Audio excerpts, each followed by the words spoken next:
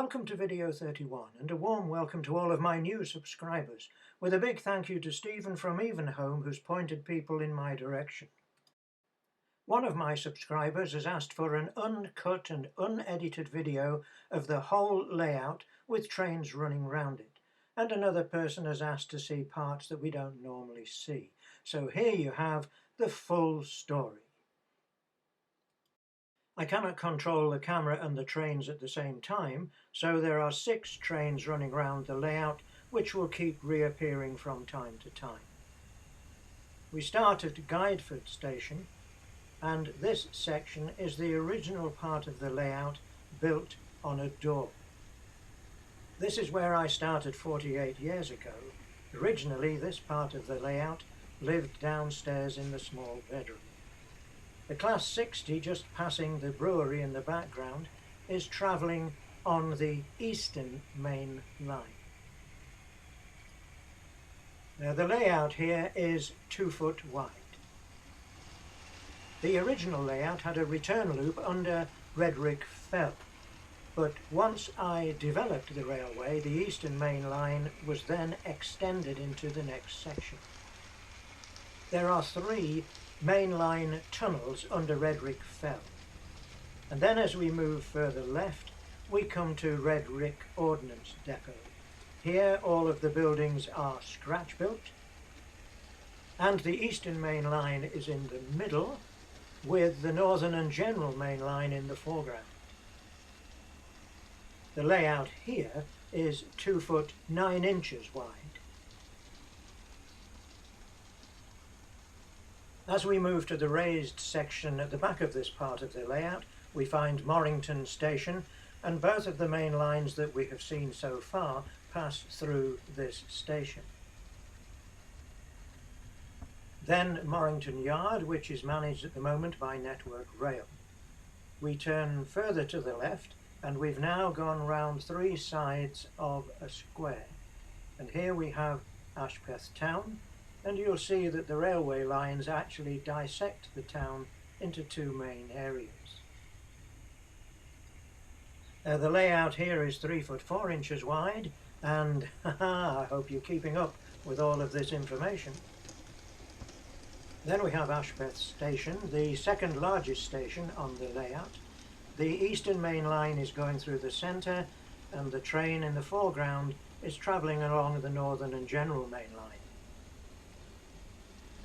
At the front of this part of the layout we have the Kingforth Preservation Centre, and on this side we see all of the locomotives, steam locomotives, that are passed for main line running.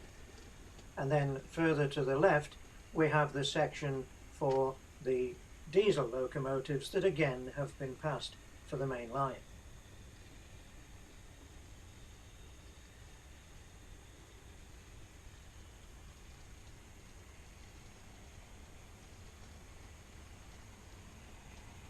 As we go back past the station, the buildings on the left, the works buildings, are all scratch built.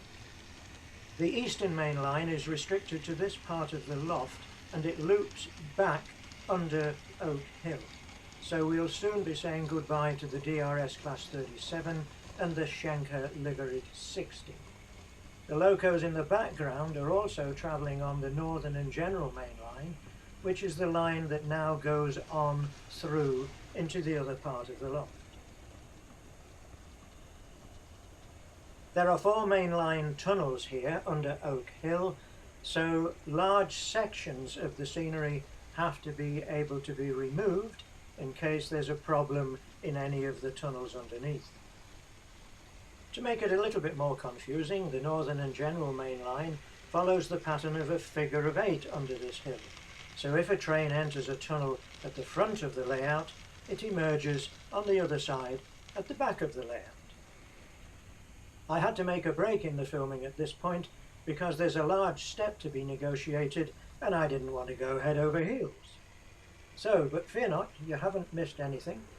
And so we move now from Oak Hill to Elnmouth, this little fishing port, with the impressive double viaduct. We get our first view here of the central main line with the overhead line equipment for electric traction. The train in the background is passing through Oakdale Station, and at this stage the layout is now 3 foot 10 inches wide. I collected the buildings for Elnham Village over a matter of almost 3 years, until I was really happy with the way in which it could create a typical village. Moving forward across the Central Main Line and then the Northern and General Main Line, we come to Leebury Park Depot for HSTs and diesel traction.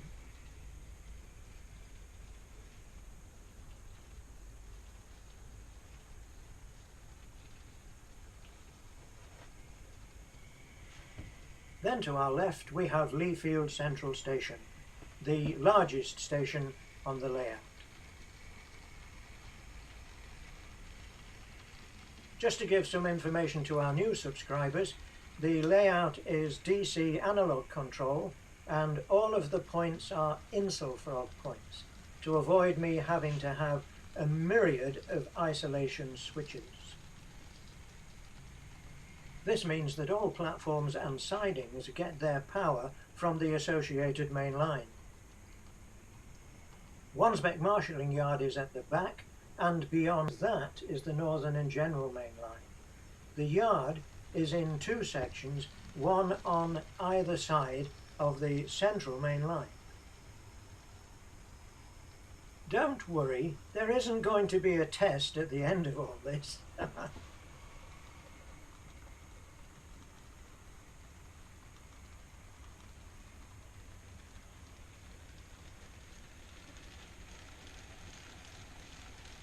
After crossing the Carriage sidings, we come to Leefield West Depot, and here there are dedicated sections for DMU and EMUs, electric locomotives, diesel locomotives, and the turntable is still in operation, where you find a mixture of mainline registered steam and diesel.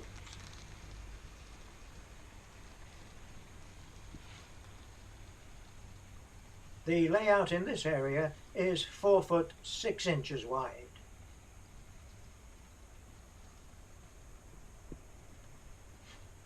As we cross the builders' merchants, we come to the rows of terraced houses housing the workers for the mills.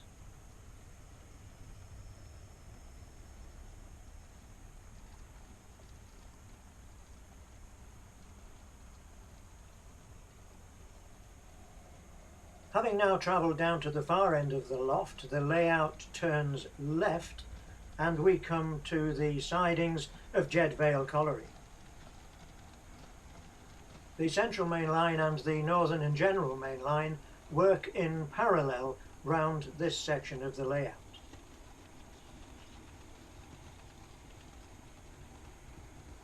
This scene currently depicts the colliery after closure. The coal is still being taken away, but a lot of other trains are taking advantage of the unused sidings.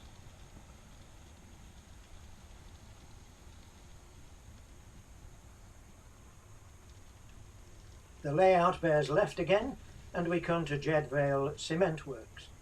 This part of the layout is 2 foot 6 inches wide, and then beyond the cement works we have the research centre, which is looking into alternative fuels.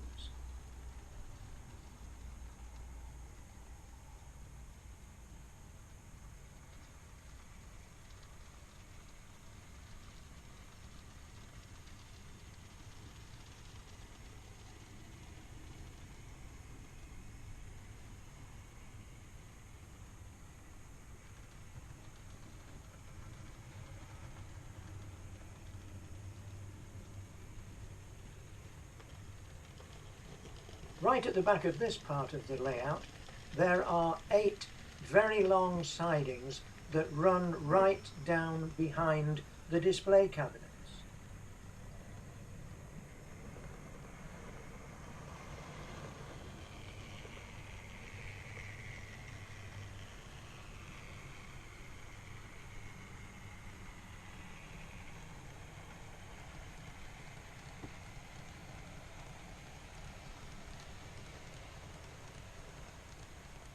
There is another break in the filming coming up because I don't have much space here and I need to move to a new position to be able to film the front of the layout on the way back. It also gave me the opportunity to change one or two of the trains.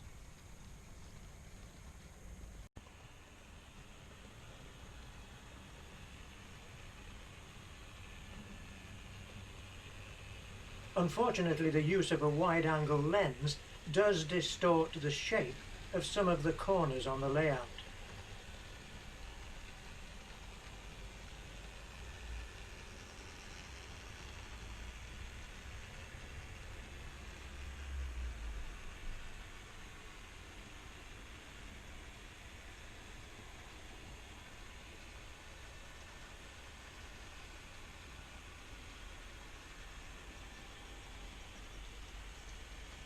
And having passed Green Meadows Farm, we come to a disused Sidings where a couple of chaps are overlooking an old rusty loco that they are hoping to preserve.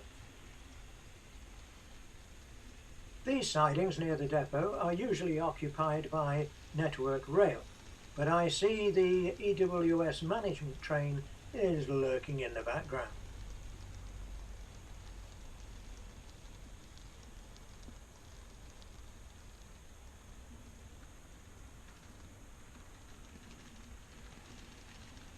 So we are reaching the end of our full tour as we get back to Leefield Central Station. If you haven't subscribed yet, please press the button and that will let you know when I'm uploading more videos. And also, if you have any questions you think I could answer, then please feel free to ask. Bye for now.